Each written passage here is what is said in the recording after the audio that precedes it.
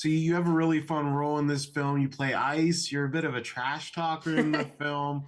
It has an asterisk, but you can say you played two-on-two basketball with Anthony Mackie and Martin Lawrence now, Yes. which has to be pretty cool. I know you're a basketball fan, so what did you like most about your scene? I think what I loved is like it kind of just mimics like what I would do on a regular court. I mean, granted, Ice is a much better trash talker and he's not afraid to trash talk, which I'm not afraid to either. I like to do it when I'm gonna win. You know what I mean? Like I'll talk, I'll talk. Don't try, I'll talk.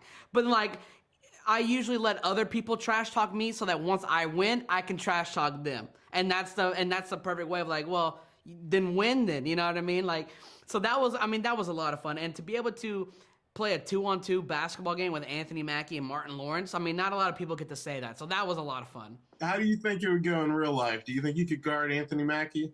I know he's Captain America, but this jump shot's pure. So look, like I said, this is a.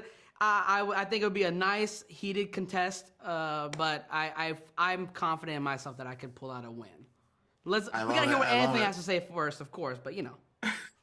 And this movie has a really core, neat idea of shoes having their own personalities and coming to life when you're not looking. It's kind of like Toy Story. Yeah. I feel like the villain should have been a pair of black Air Force Ones, though. Yeah, You just can't trust them.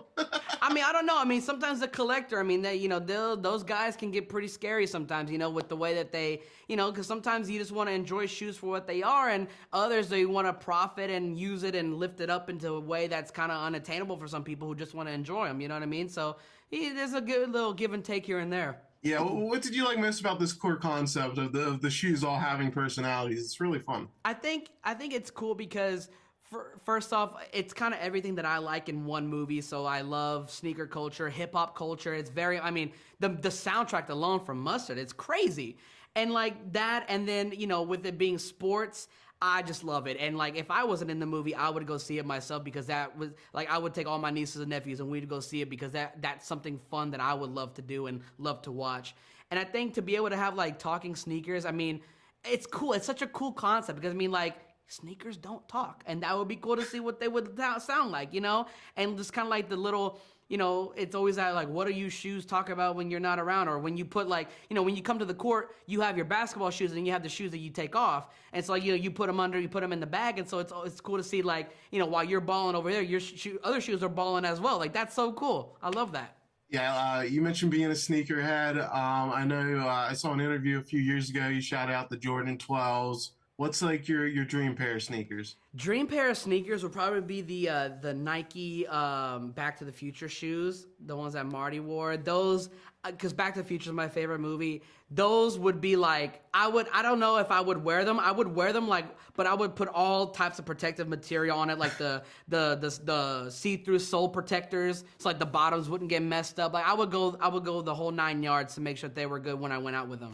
This would be fresh. And Yes. I loved you on Modern Family. Thank you. Now that you're a few years removed, what do you miss the most about that cast? It was such a dream cast. That show and that time in my life was so special, and I look back on it fondly.